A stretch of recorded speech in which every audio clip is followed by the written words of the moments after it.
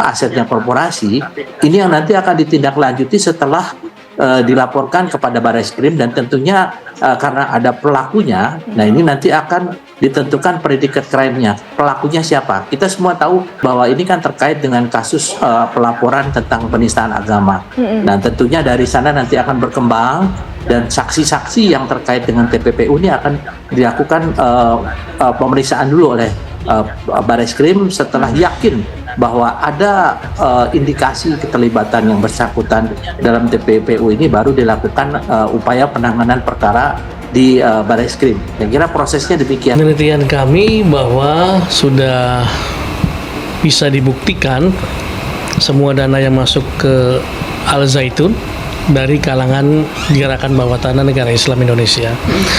Ya memang tidak masuk ke dalam rekening Yayasan Al Zaitun atau Yayasan Penasehat Indonesia ya, tapi semuanya ini masuk ke dalam jejaring-jejaring organisatoris kalangan-kalangan pimpinan NII yang juga menjadi kalangan pimpinan-pimpinan Al Zaitun, misalnya kalangan eksponen maupun Panji Gumilang sebagai pemimpin. Sejak 91 kami sudah bisa membuktikan bahwa itu hingga hari ini program pendanaan masih mengalir ke Al Zaitun dari kalangan kelompok-kelompok NII yang bergerak di bawah tanah. Karena penggelapan, tindak pidana penipuan, tindak pidana pelanggaran yayasan, tindak pidana penggunaan dana BOS, yang itu semua diletakkan dalam konteks pencucian uang. Pencucian uang dengan penggelapan, pencucian uang dengan penipuan, pencucian uang karena undang-undang yayasan, pencucian uang karena penggunaan dana BOS dan sebagainya. Itu sudah kami laporkan. Tak disangka begini cara Panji Gumilang dapatkan uang puluhan miliar. Bikin dada sesak dan ngeluh hati. Terungkap sudah cara licik Panji Gumilang mendapatkan pundi rupiah dan mencapai puluhan miliar per bulan akhirnya diketahui publik. Aliran dana yang begitu besar di Pondok Pesantren Al Zaitun Indramayu menimbulkan banyak kecurigaan dari berbagai kalangan. Betapa tidak Panji Gumilang diketahui mampu mengumpulkan dana mencapai puluhan miliar. Setiap bulannya bahkan bisa lebih dari itu. Sekian lama memendam rahasia tentang sumber dana yang didapatkan. Akhirnya pendiri Al Zaitun Imam Supriyanto membeberkan secara gamblang cara Panji Gumilang bisa mendapatkan uang puluhan miliar tersebut. Dijelaskan Supriyanto untuk mendapatkan dana tersebut Panji Gumilang membuat siasat, yakni dengan cara mendirikan yayasan yatim piatu, panti asuhan, dan lembaga sosial lainnya. Sebetulnya itu programnya tipu-tipu, mereka bikin panti asuhan, bikin yayasan yatim, lembaga sosial, dan anak-anak yatimnya itu anak mereka sendiri, beber Imam Supriyanto. Parahnya lagi, Imam Supriyanto juga mengatakan Panji Gumilang turut menyebarkan beberapa orang untuk meminta-minta di depan minimarket, masjid, dan mobil-mobil keliling. Orang mau masuk dikasih amplop kosong, setelah keluar ada isinya, atau di masjid-masjid, kantor, atau di mobil-mobil keliling halo-halo. Itu semua anak buahnya Panji Gumilang, cetus Imam Supriyanto. Imam Supriyanto juga menuturkan kendatipun orang-orang yang disuruh Panji Gumilang tersebut ditangkap dan ditanyai mengenai hal itu, maka takkan ada yang berani mengaku. Kalau ditanya pasti nggak ngaku, dan kalau ditanya pasti ada izinnya, ada legalitasnya, timpal Imam Supriyanto. Lebih lanjut, Imam Supriyanto mengungkapkan hal demikian dilakukan Panji Gumilang demi mendapatkan rupiah dengan dalih untuk pembangunan Ponpes Al Zaitun.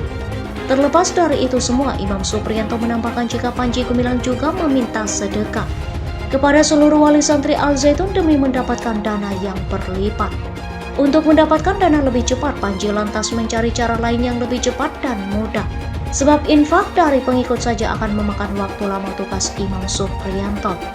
Penetapan tersangka berdasarkan hasil gelar perkara yang dilakukan penyidik Direktorat Tindak Pidana Umum atau Ditipidum Barreskrim Polri pada Selasa 1 Agustus 2023. Hasil dalam proses gelar perkara semua menyatakan sepakat untuk menaikkan status saudara PG atau Panji Gumilang menjadi tersangka, kata Direktur Tindak Pidana Umum atau Dirtipidum Brigjen Pol Raharjapura, Jakarta, Selasa 1 Agustus 2023.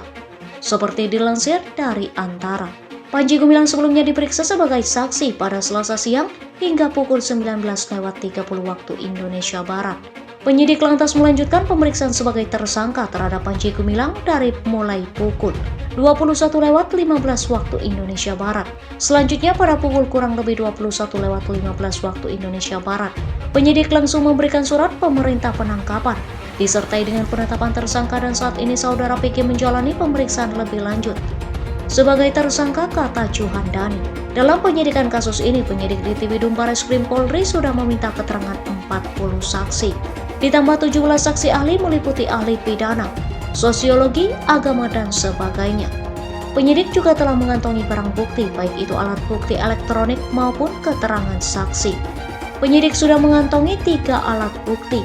Panji Gumilang diduga melanggar ketentuan pasal 156A dan juga pasal 45A ayat 2 junto pasal 28 ayat 2 Undang-Undang Nomor 19 Tahun 2016 tentang ITE dan atau pasal 14 Undang-Undang Nomor 1 Tahun 1946 tentang peraturan hukum pidana berdasarkan hasil gelar perkara penyelidikan.